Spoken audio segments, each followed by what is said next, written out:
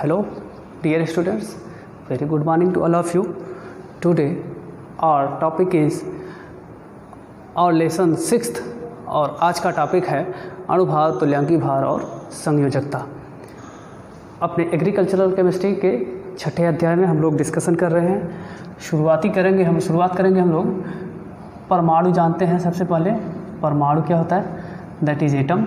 यहीं से शुरू करेंगे तो समझ बन पाएगी, आसान होगा समझ बना पाने में।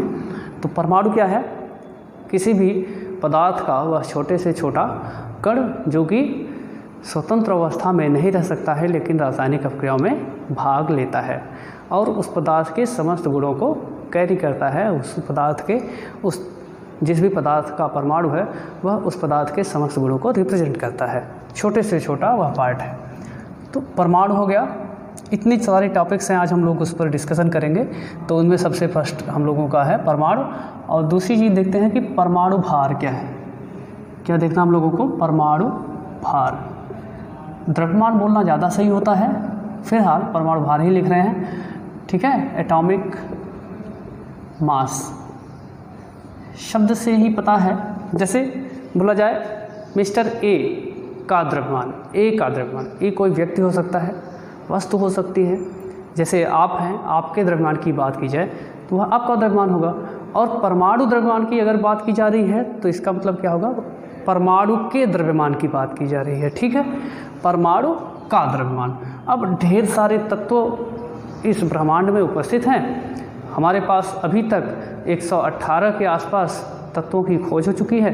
तो उन तत्वों का जो कोई एक परमाणु होगा, उस परमाणु का द्रव्यमान कितना होगा, तो उसी की बात है। परिभाषा की बात कर लें अगर, तो किसी पदार्थ का परमाणु द्रव्यमान वह संख्या है जो यह प्रदर्शित करती है कि उस तत्व या पदार्थ के एक परमाणु का द्रव्यमान कार्बन 12 के एक परमाणु के द्रव्यमान के 1/12 भाग से कितना गुना भारी है। बात समझ आई। किसी पदार्थ के एक परमाणु का द्रव्यमान कैसे हम लोग पता करेंगे, तो एक मानक मान लिया गया कार्बन 12 को।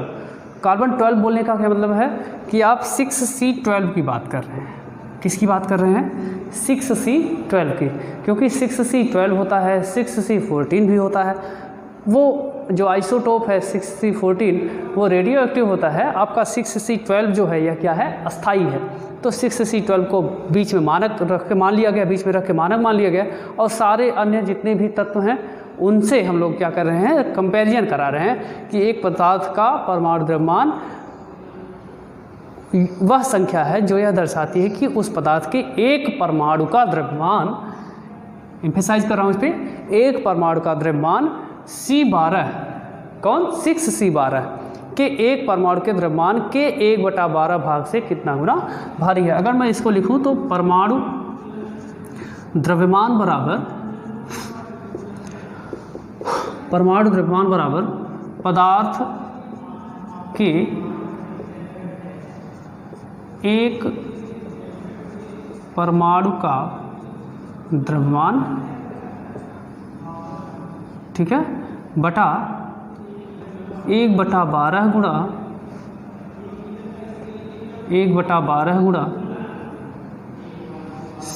6C12 के एक परमाणु का द्रव्यमान, ठीक है। किसी भी परमाणु का जो द्रव्यमान है वह 6C12 के एक परमाणु के द्रव्यमान के 1/12वें भाग से कितना गुना भारी है। ठीक है,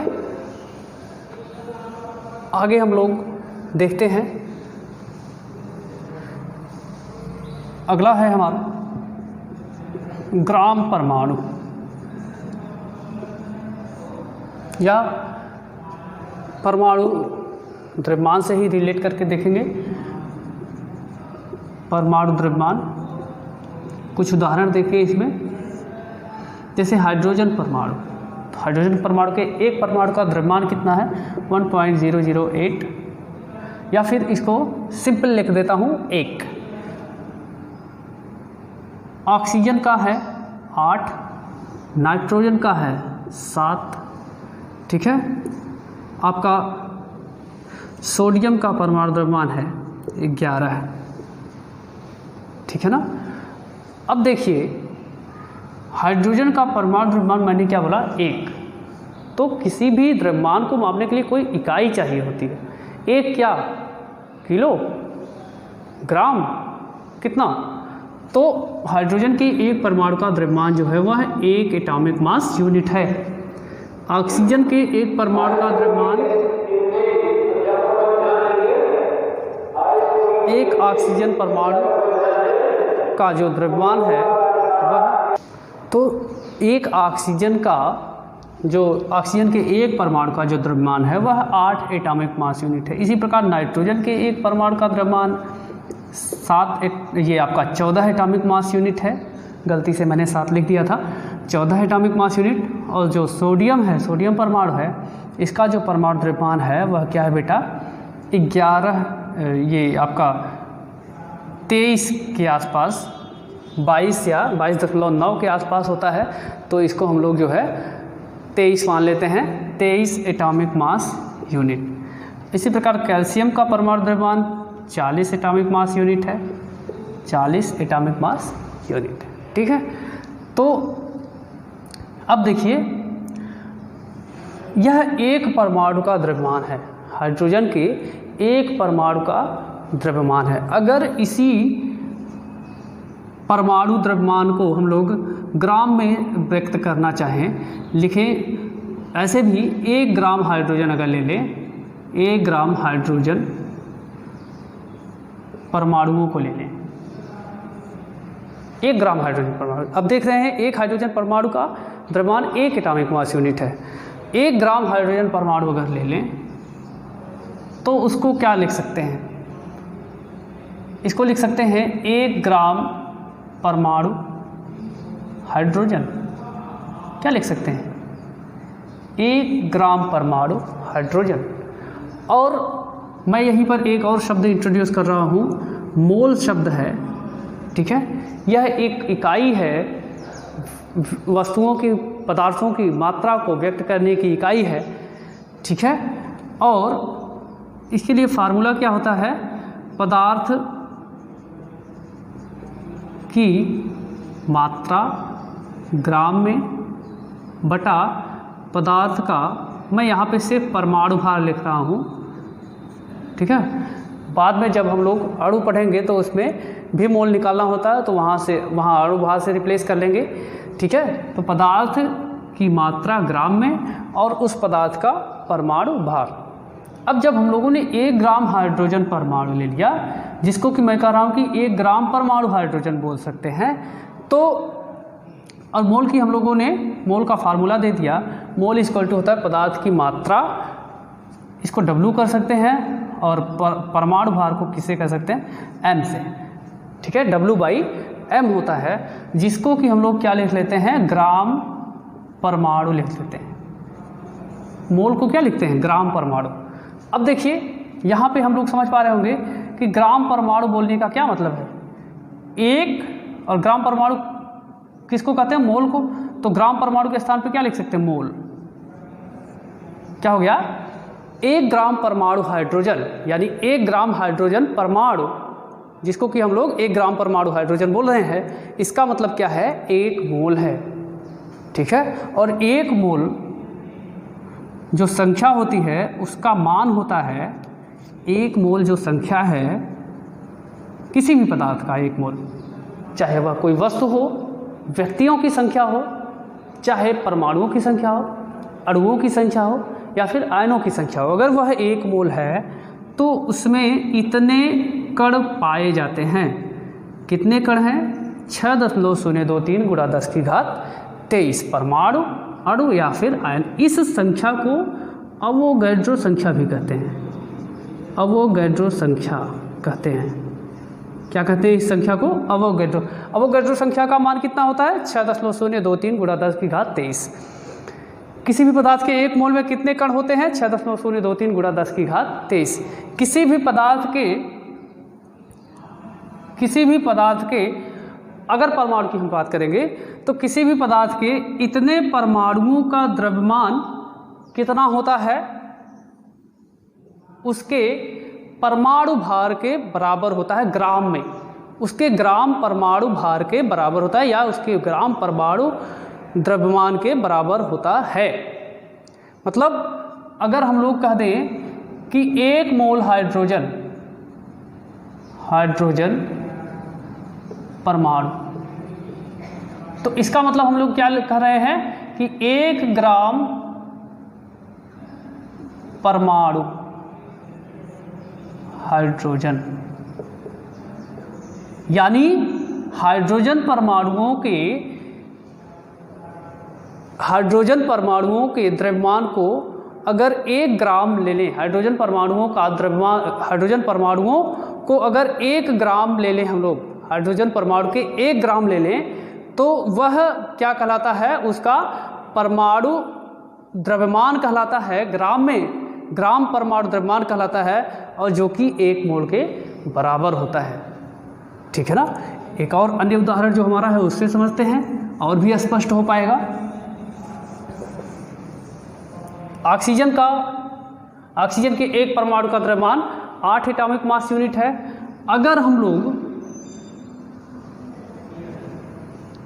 8 ग्राम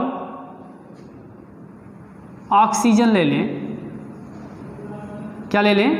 8 ग्राम ऑक्सीजन, ठीक है ना? 8 ग्राम ऑक्सीजन परमाणु अगर ले लें, एटम ले लें, तो इसका मतलब क्या है? 8 ग्राम ऑक्सीजन परमाणु लिया गया है। इसका मतलब है कि हम लोग फिर से जान रहे हैं कि मोल इक्वल टू होता है W/m। ऑक्सीजन परमाणु का जो परमाणु द्रव्यमान है वह कितना होता है? 8 एटॉमिक मास यूनिट होता है। W क्या है? इसका 8 ग्राम लिया गया है, और इसका एटॉमिक मास यूनिट में जो एक परमाणु का द्रव्यमान होता है वह कितना होता है? 8 होता है। तो N इक्वल टू कितना आ जाएगा? 1 आ जाएगा। ठीक है ना?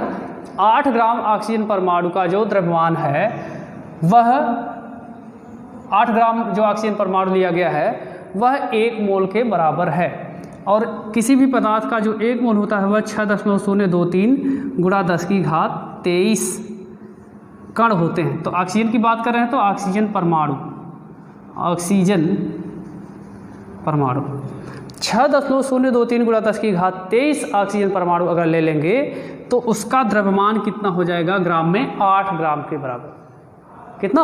8 ग्राम के बराबर हो जाएगा। ठीक है? अब यह इसका क्या हो जाएगा? ग्राम परमाणु भार हो जाएगा। ग्राम परमाणु भार या द्रव्यमान किसका? ऑक्सीजन परमाणु का।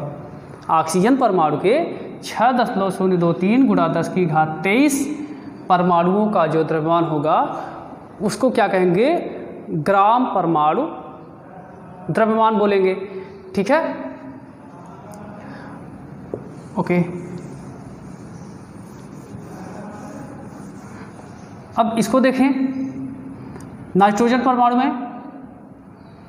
नाइट्रोजन परमाणु का जो परमाणु द्रव्यमान है वह 14 एटॉमिक मास, एक परमाणु का जो द्रव्यमान है वह 14 एटॉमिक मास यूनिट है। ठीक है? इसके परमाणु को अगर हम लोग इसके परमाणु के 14 ग्राम अगर ले लें, ठीक है, तो क्या कहलाएगा? यह 14 ग्राम नाइट्रोजन, 14 ग्राम नाइट्रोजन परमाणु, ठीक है। और यह 14 ग्राम नाइट्रोजन परमाणु इसका क्या कहलाएगा, ग्राम परमाणु भार, क्या कहलाएगा, ग्राम परमाणु भार कहलाएगा या ग्राम परमाणु द्रव्यमान कहलाएगा, जिसको कि 1 मोल भी कह सकते हैं ग्राम परमाणु भार। अगर इसको 1 ग्राम परमाणु भार बोलें, 14 ग्राम नाइट्रोजन बराबर 1 ग्राम परमाणु भार, 1 ग्राम परमाणु नाइट्रोजन, और यह जो संख्या है यह 1 मोल के बराबर होगी, जिसमें कि 6.023 × 10⁻23 नाइट्रोजन परमाणु उपलब्ध होंगे, उपस्थित होंगे। अगर मैं कहूँ कि 42 ग्राम नाइट्रोजन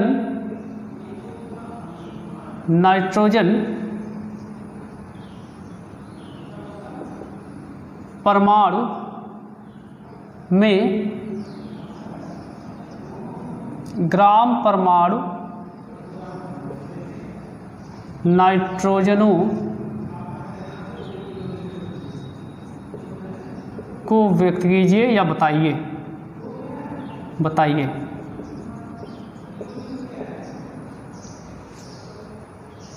ग्राम नाइट्रोजन परमाणु में ग्राम परमाणु नाइट्रोजन बताइए, ठीक है। तो हमको फार्मूला पता है, क्योंकि ग्राम परमाणु का मतलब क्या होता है, मोल होता है। देखें N = W/m, और इसी को हम लोग क्या कहते हैं, ग्राम परमाणु, ठीक। अब मात्रा जो ग्राम में है वो कितनी है, 42 है, ठीक है।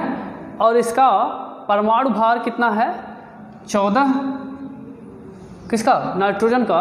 तो N = क्या हो जाएगा, 3, यानी 3 ग्राम परमाणु। 42 ग्राम नाइट्रोजन परमाणुओं में 3 ग्राम परमाणु नाइट्रोजन है, या 3 मोल नाइट्रोजन है, 3 मोल नाइट्रोजन है, ठीक है। जिनमें कि नाइट्रोजन परमाणुओं की संख्या हो जाएगी 3 × 3 ब्रैकेट में 6.023 ×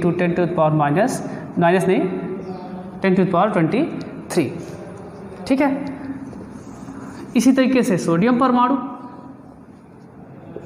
परमाणु के 1 मोल में 23 ग्राम सोडियम परमाणु, कितने, 23 ग्राम सोडियम परमाणु। 23 ग्राम सोडियम परमाणु में परमाणुओं की संख्या 6.023 × 10⁻23, ठीक है। ये अवोगाड्रो संख्या भी है, Na से रिप्रेजेंट करते हैं अवोगाड्रो संख्या को। इसी प्रकार कैल्शियम के 40 ग्राम सोडियम परमाणु,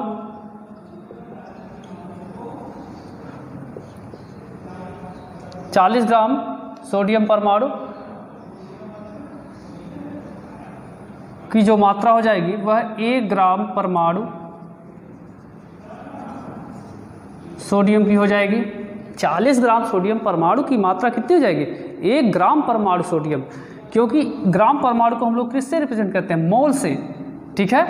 तो 40 ग्राम सोडियम परमाणु का जो द्रव्यमान है उसमें कितने सोडियम परमाणु होंगे, 6.023 × 10⁻23 सोडियम परमाणु, और यह 1 मोल की संख्या है। तो 1 मोल बराबर 40 ग्राम परमाणु, 1 मोल बराबर 40 ग्राम सोडियम परमाणु, और इसको रिप्रेजेंट कर सकते हैं 1 ग्राम परमाणु सोडियम, ठीक है। तो सोडियम परमाणुओं की 40 ग्राम की मात्रा जो है वह 1 ग्राम परमाणु सोडियम को रिप्रेजेंट करती है, जिसकी की संख्या क्या है, 6.023 × 10⁻23 है, ठीक है। होप आपको परमाणु परमाणु द्रव्यमान और ग्राम परमाणु समझ में आया होगा। ग्राम परमाणु क्या होता है? किसी पदार्थ के एक परमाणु, किसी पदार्थ के परमाणु द्रव्यमान को ग्राम में व्यक्त करने पर, किसी पदार्थ के परमाणु द्रव्यमान को, परमाणु द्रव्यमान किस में रहता है? एटॉमिक मास यूनिट में परमाणु द्रव्यमान है। परमाणु द्रव्यमान को ग्राम में व्यक्त करने पर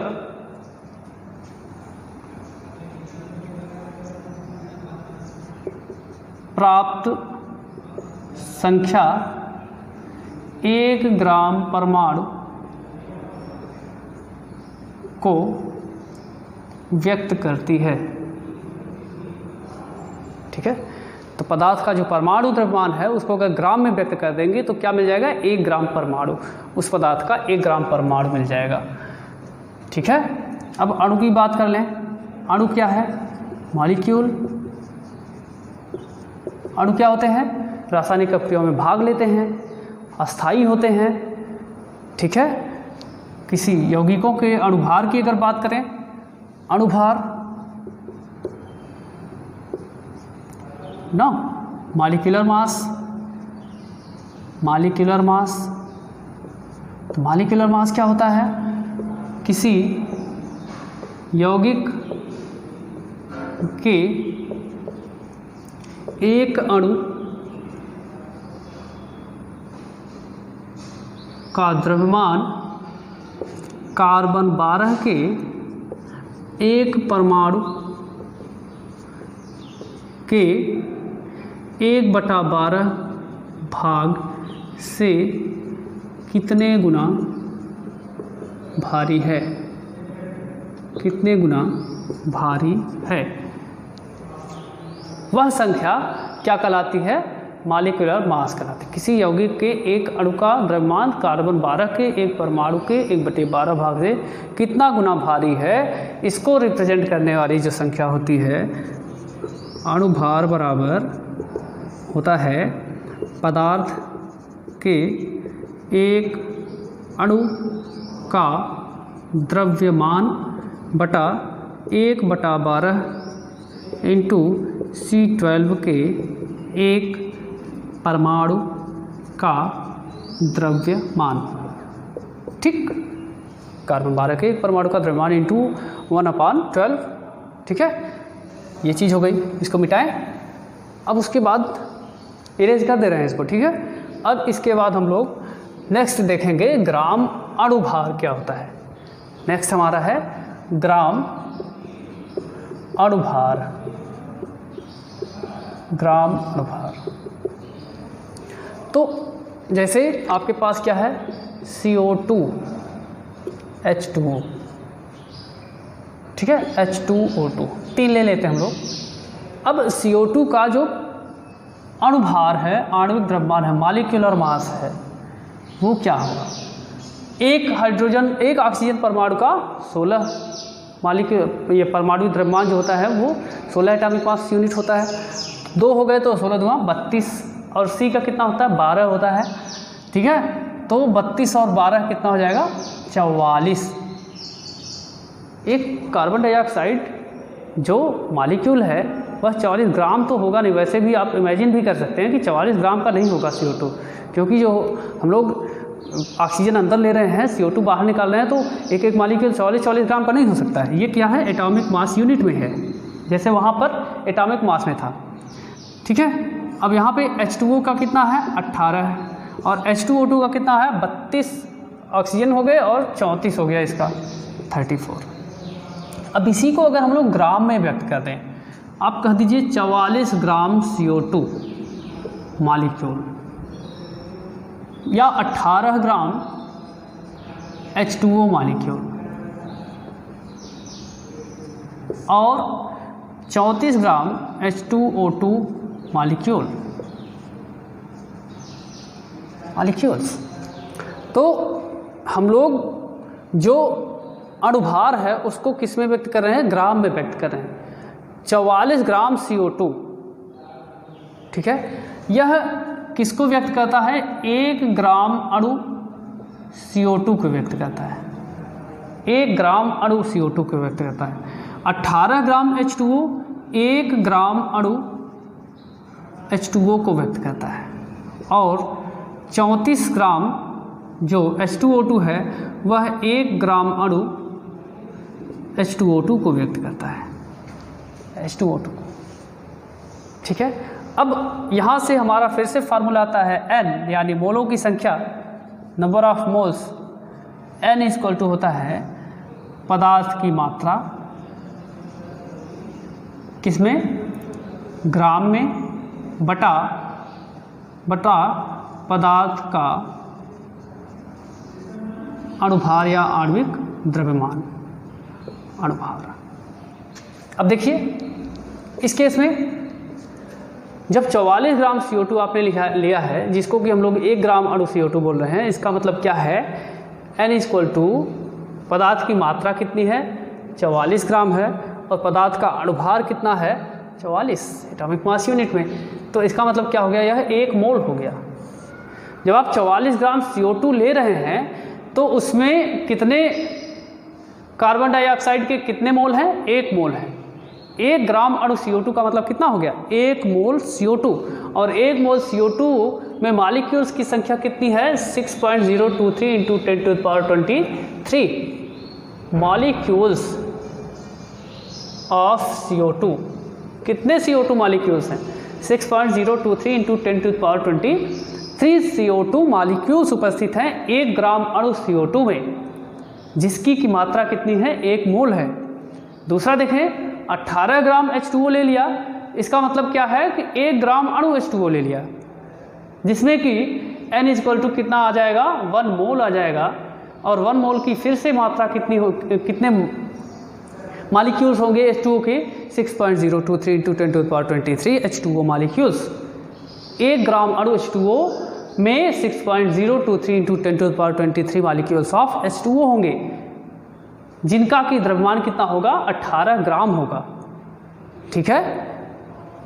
नेक्स्ट देखते हैं,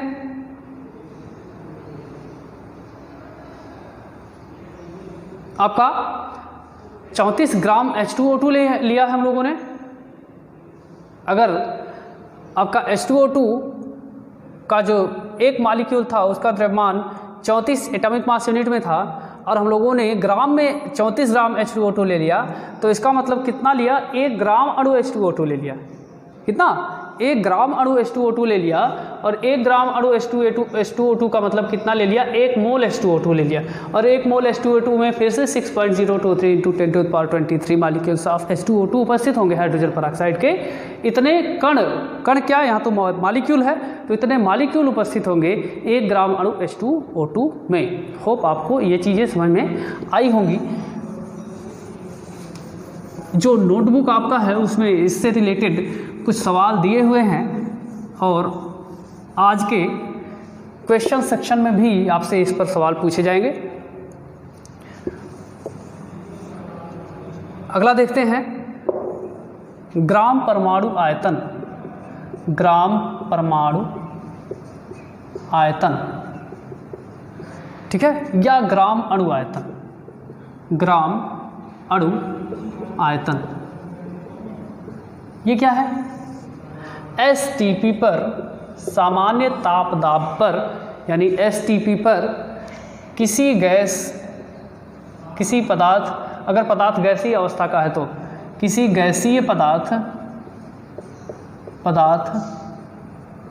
के 1 मोल का आयतन, 1 मोल किसी भी पदार्थ, अगर वह पदार्थ परमाणुवीय स्थिति में है, परमाणुवीय अवस्था में है, तो ग्राम परमाणु आयतन कहलाएगा। अगर आणविक स्टेट में है, अणु है, तो वह ग्राम अणु आयतन कहलाएगा। बात समझ में आ रही है? किसी गैसीय पदार्थ, अब गैसीय पदार्थ अणु है तो ग्राम अणु आयतन, अगर परमाणु है तो ग्राम परमाणु आयतन, ठीक है। अब ग्राम परमाणु हम लोग बोल रहे हैं, इसका मतलब 1 मोल बोल रहे हैं। गैसीय पदार्थ के 1 मोल का आयतन, गैसीय पदार्थ के 1 मोल का आयतन, अगर वह अणु है तो, का आयतन 22.4 लीटर होता है। कितना 22.4 litre STP standard temperature pressure पर। और इसको अगर हम लोग 22.4 गुणा 1000 कर लें तो यह किस में जाएगा, मिलीलीटर में हो जाएगा 22,400 ml। STP पर किसी भी परमाणुीय गैसीय पदार्थ का जो कि परमाणु अवस्था में है उसका ग्राम परमाणु आयतन 22,400 ml या 22.4 लीटर होता है। वाष्प घनत्व की बात करें, वाष्प घनत्व वेपर डेंसिटी, तो वेपर डेंसिटी क्या होती है, वाष्प घनत्व बराबर होता है किसी गैस के किसी आयतन का भार, गैस के किसी आयतन का भार, ठीक है, बटा उसी ताप दाब पर समान आयतन वाली हाइड्रोजन का भार। तो वाष्प घनत्व यानी वेपर डेंसिटी, वाष्प घनत्व इक्वल टू हो जाता है 1/2 इंटू अणुभार, ठीक है। Vapour density equal to 1/2 into अणुभार। अगर हम लोग इसको और सिंपल करें तो अणुभार बटा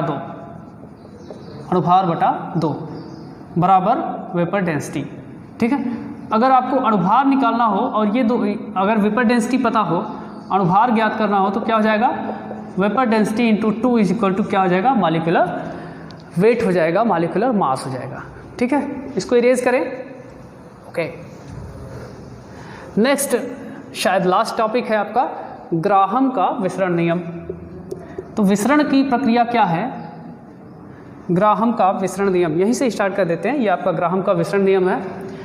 तो विसरण की प्रक्रिया क्या है, जो पृथ्वी का गुरुत्वाकर्षण बल किसी भी वस्तु पर लगता है उसके विपरीत वस्तु पदार्थ के जो मॉलिक्यूल्स हैं वो अगर फ्लो करते हैं तो वह प्रक्रिया क्या कहलाती है, विसरण कहलाती है। और पदार्थ का फ्लो जो है वह कैसा होना चाहिए, पदार्थ की अधिक सांद्रता से कम सांद्रता की ओर होना चाहिए, ठीक है।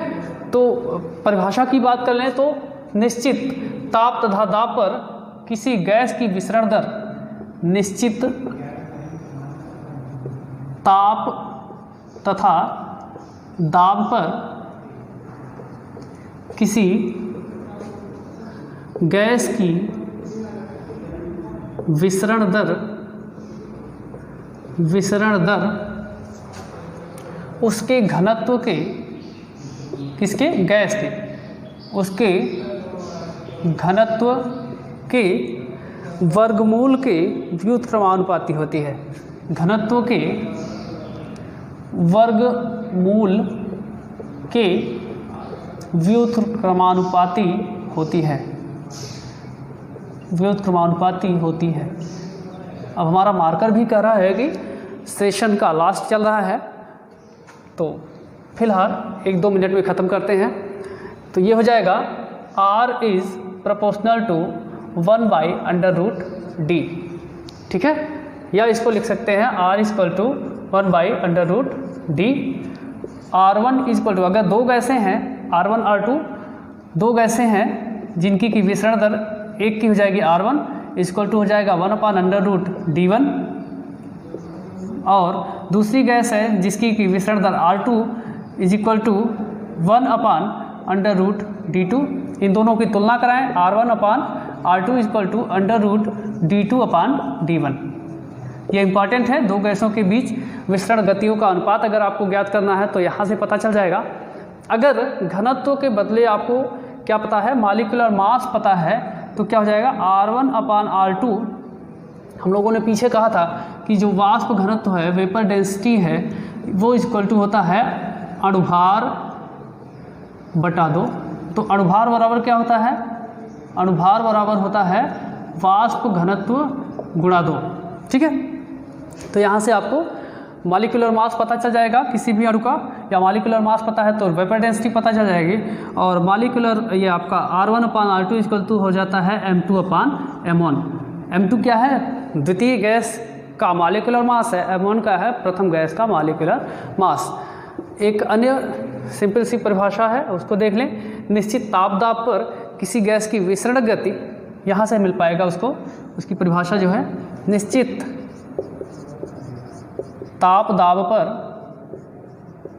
दाब पर किसी गैस की विसरण गति उसके अणुभार